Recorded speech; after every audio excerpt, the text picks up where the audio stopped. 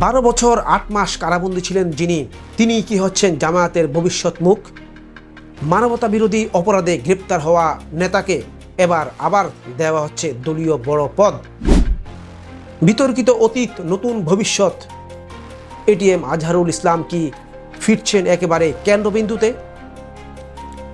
বন্ধুরা, এটিএম আজহারুল ইসলাম একসময় জামায়াতের কেন্দ্রীয় সহকারী সেক্রেটারি জেনারেল এবং পরে মানবতা বিরোধী অপরাধে গ্রেপ্তার হন।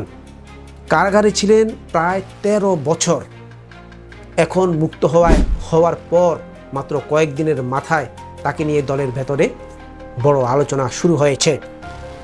জামায়াতের কেন্দ্রীয় কার্যালয়ে নিয়মিত যাতায়াত, সর্বশেষ শুরা সদস্যদের বৈঠকে উপস্থিতির কারণে গুঞ্জন তিনি হতে যাচ্ছেন নায়েবে আমির অথবা দলের দ্বিতীয় সর্বোচ্চ পদ। দলের ভেতরের একাধিক সূত্র বলছে ঈদের পরই তার নাম নতুন পদে ঘোষণা হতে পারে। কে এই এটিএম আজহারুল ইসলাম? 2012 সালে গ্রেপ্তার হন মানবতা বিরোধী অপরাধের অভিযোগে। জামায়াতের কেন্দ্রীয় নেতা ছিলেন, মুজাহিদের অনুপস্থিতিতে দায়িত্ব পালন করেছেন। 2012 সাল থেকে 2025 সালের 28 মে পর্যন্ত 12 বছর 8 মাস 6 দিন ছিলেন বন্দী। এখন তিনি মুক্ত, আর মুক্ত হয়ে সরাসরি রাজনীতিতে সক্রিয় হয়ে উঠেছেন। জামায়াতের একটি প্রভাবশালী অংশ বলছে আজহার দলের জন্য অনেক ত্যাগ করেছেন, তাই দলীয় ত্যাগের গল্প থেকে তার এই ফিরে আসার চেষ্টা, তাই তাকে যোগ্য সম্মান দিতে চায় দল। এমনকি দলীয় ফোরামে তার জন্য নতুন কক্ষ পর্যন্ত বরাদ্দ করা হয়েছে। পদপ্রাপ্তির বিষয়টি কি নিশ্চিত?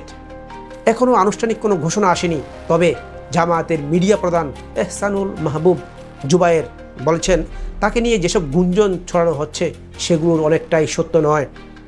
তবে তিনি এটাও স্বীকার করেছেন দলীয় পদ নিয়ে আলোচনা চলছে, অর্থাৎ গুঞ্জন পুরো অমূলক নয়। তাহলে প্রশ্ন, একজন মানবতা বিরোধী অভিযোগে গ্রেপ্তার হওয়া নেতাকে নতুন করে বড় পদে আনা কতটা যৌক্তিক? দলীয় রাজনীতির নিজস্ব ব্যাখ্যা থাকতে পারে, কিন্তু জাতীয় রাজনীতির স্তরে এই প্রশ্ন উঠছেই এই পুনর্বাসন কি নৈতিকভাবে গ্রহণযোগ্য? আরেকটি প্রশ্ন, তিনি কি নির্বাচনে দাঁড়াবেন? সূত্র বলছে সবকিছু ঠিক থাকলে রংপুর 2 আসন থেকে জামায়াতের প্রার্থী হতে পারেন এটিএম আজহারুল।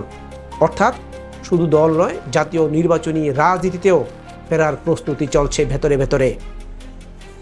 বন্ধুরা, রাজনীতি কখনোই স্থির নয়। আজ যার গায়ে অপরাধের তকমা, কাল তাকেই আবার দেখা যায় পোস্টারে, ব্যানারে, মঞ্চে।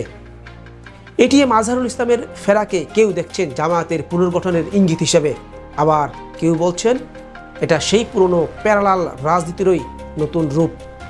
অবশ্যই সময় বলে দেবে তার অবস্থান কতটা স্থায়ী হয়, কিন্তু প্রশ্ন রয়ে যায়, যে রাজনীতি বারবার অতীতের দায় ঝেড়ে ফেলে সামনে এগোতে চায়, তার পথেই কি আজহারুলদের প্রত্যাবর্তন ফিট হয়? পাঠক, এই ব্যাপারে আপনার মতামত কি? কমেন্টে জানান এবং আমাদের পেজ বা চ্যানেল ফলো বা সাবস্ক্রাইব করে আমাদের পাশে থাকুন। ধন্যবাদ, আজ এই পর্যন্তই।